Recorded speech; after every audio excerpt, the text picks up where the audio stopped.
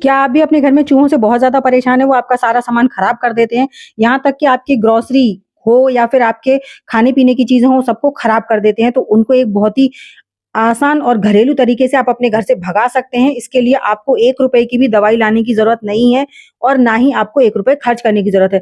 घर की कुछ चीज़ों का इस्तेमाल करेंगे जिसके इस्तेमाल से आप अपने घर से चूहों को बिना किसी दवाई, बिना किसी केमिकल के भागने पर मजबूर कर सकते हैं। तो यहाँ पर आपको सबसे पहले लेना है बेकिंग सोडा। अगर आपके पास बेकिंग सोडा नहीं है तो यहाँ पर आप इनो का इस्तेमाल कर सकते हैं। बेकिंग सोडा जो होता है ना वो पेट में जाकर खलबली मचाता है चूहों के, जिसकी मदद से चूहों को जब बेचैनी और घबराहट होती है तो आपके घर से जाने पर मजबूर हो जाते हैं। लेकिन वो डायरेक्ट बेकिंग सोडा कभी नहीं खाएँगे। इसलिए आपको कुछ इस तरीके से उनके लिए पेश करना है जिससे कि वो उसे खाएँ भी और आपके घर से जाएँ भी। तो नेक्स्ट हमने यहाँ पर लेना है तम्बाकू। तम्बाकू के लिए आप बीड़ी ले सकते हैं, सिगरेट ले सकते हैं या फिर नॉर्मल जो आपको लकड़ी वाला तम्बाकू मिल जाए तो फिर तो कहने ही क्या है। अगर आपने यहाँ पर मैंने यहाँ पर एक सिगरेट में जितना भी तम्बाकू निकलता है, उसका जितना भी तम्बाकू वाला पार्ट है वो सारा डाल देना है और बाकी जो इसके कागज़ वगैरह हैं इसको फेंक देना है। तो आप लकड़ी वाला तम्बाकू ले सकते हैं, बीड़ी सिगरेट के अंदर जो तम्बाकू निकलता है वो ले सकते हैं। लेकिन कम से कम 1 चम्मच के करीब तम्बाकू होना चाहिए। तम्बाकू की जो तीखी स्मेल होती है ना, वो चूहों को बिल्कुल पसंद नहीं होती है।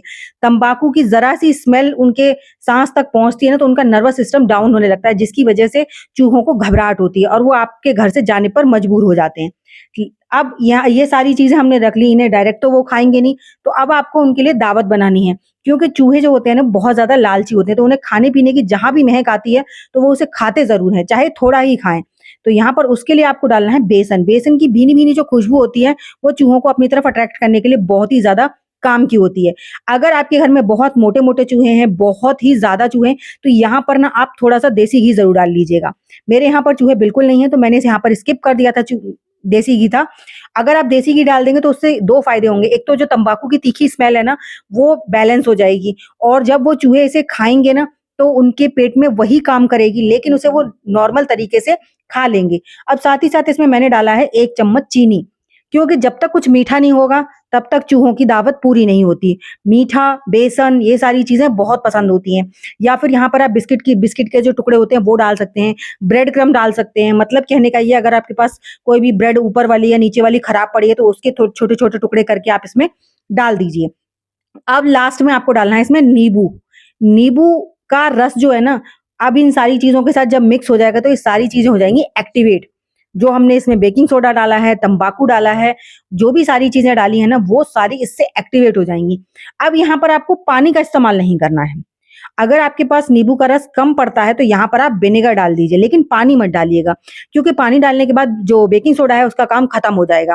वो पूरी तरह से न्यूट्रल हो जाएगा, तो उसका कोई रिज़ल्ट नहीं मिलेगा आपको।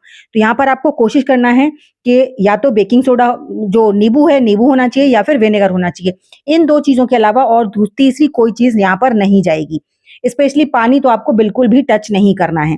तो यहाँ पर मैंने पूरा नींबू निचोड़ दिया है और एक नींबू से ना पूरा ये बढ़िया-सा मिक्सचर हमारा बनकर तैयार हो जाएगा। इसमें आपको और कोई चीज़ डालने की आवश्यकता नहीं पड़ेगी।